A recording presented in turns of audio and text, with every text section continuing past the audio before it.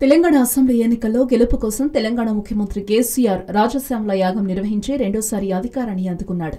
యాగం నిర్వహించిన అనంతరం మలి విడత ప్రచారం మొదలుపెట్టిన కేసీఆర్ రెండోసారి తెలంగాణలో విజయదుందుబి మోగించారు.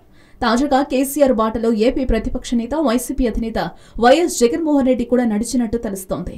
వైఎస్ జగన్ కూడా రాజశ్యామల యాగం నిర్వహించినట్టు వార్తలు వినిపిస్తున్నాయి. ఇందుకు సంబంధించి బెంగళూరు మిర్రర్ ఓ కథనాన్ని ప్రచురించింది. జగన్ తరపున స్వామి స్వరూపానందేంద్ర ఈ యాగాన్ని నిర్వహించారని, నెల్లూరులో జగన్ కు సన్నిహితుడైన ఓ ఎంపీ ఈ మొత్తం యాగాన్ని దగ్గరుండి పర్యవేక్షించారని అందులో పేర్కొంది. ఈ నెల 27 నుంచి 29 వరకు జరిగిన యాగంలో జగన్ కు అత్యంత సన్నిహితంగా ఉండే కొందరు నేతలు పాల్గొన్నట్టు వార్తలు వినిపిస్తున్నాయి. ఎన్నికల ప్రచారంలో తీరిక లేకుండా ఉన్న వైసీపీ అధినేత మాత్రం ఈ యాగానికి దూరంగా ఉన్నట్టు సమాచారం. ఈసారి ఎలాగైనా అధికారంలోకి రావాలని పట్టుదలగా ఉన్న వైఎస్ జగన్మోహన్ రెడ్డి ఇందుకోసం రాష్ట్ర వ్యాప్తంగా ఎన్నికల ప్రచారం నిర్వహిస్తున్నారు. మరోవైపు ఆయన సన్నిహితులు కొందరు జగన్ ముఖ్యమంత్రి కావాలని యాగం చేయించినట్టు తెలుస్తోంది. తెలంగాణ ముఖ్యమంత్రి కేసీఆర్ సలహాతోనే వైఎస్ జగన్ ఈ యాగం చేయించినట్టు ప్రచారం జరుగుతోంది.